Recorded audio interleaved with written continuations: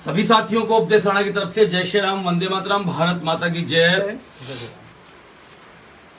मेरे पास ये वो बदनसीब बाप बैठे हैं जिन्होंने अपनी आंखों से वो मंजर देखा है, और उससे भी बड़ा मंजर ये देखने को मिल रहा है कि जिन पर जिम्मेदारी है प्रदेश की, जिन पर भरोसा है कुछ लोगों का, जिनको चुनकर भेजा गया है, उनके वक्तव्य अगर ऐसे आने लगे कि ये प्रेम प्रसंग का मामला था, इतनी घटिया मानसिकता की बात की जाने लगे, तो मुझे नहीं लगता है कि इस हिंदुस्तान में एक बेटी जिसको पेट्रोल छिड़क कर जिंदा जला दिया गया, उसको ये सरकार न्याय दे पाएगी। मैं बिल्कुल झारखंड में बैठकर, उसी घर में बैठकर, उस जो बेटी अब इनकी नहीं है इनके बीच, हम सब के बीच, मैं उसी घर में बैठकर इस बात को ये कह रहा हूं आप सभी के समक्ष।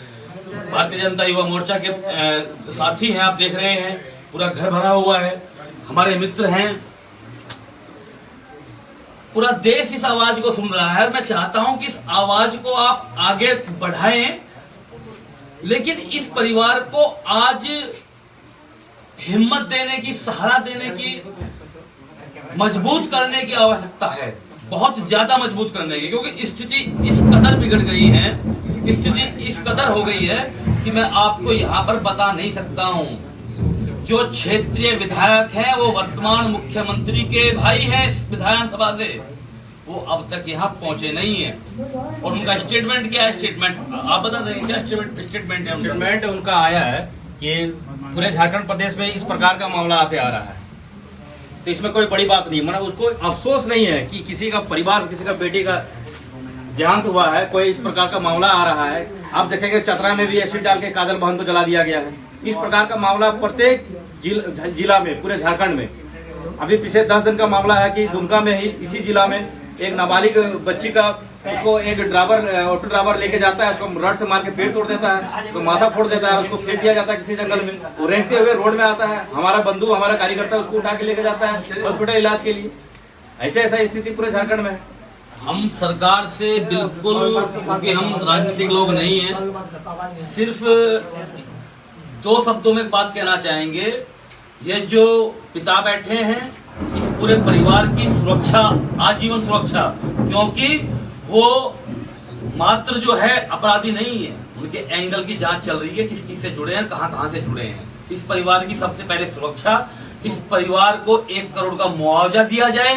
इनके पास इस बात को पहुंचा देना, इनके पास उस बच्ची का इलाज कराने के लिए पैसे नहीं थे जब अंकिता ने दम तोड़ा।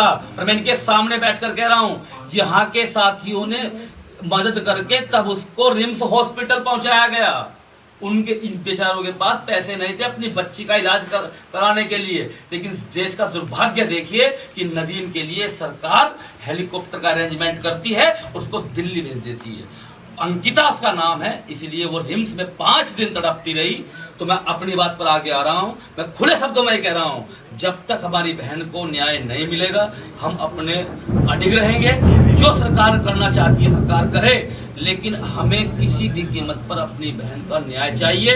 और फास्ट ट्रैक कोर्ट में ये सरकार की जवाबदेही है। और मैं तो चाहता हूं कि हाई कोर्ट की सिटिंग एक कमेटी बनाई जाए। बिल्कुल हम कॉन्फिडेंस में है ही नहीं इस समय।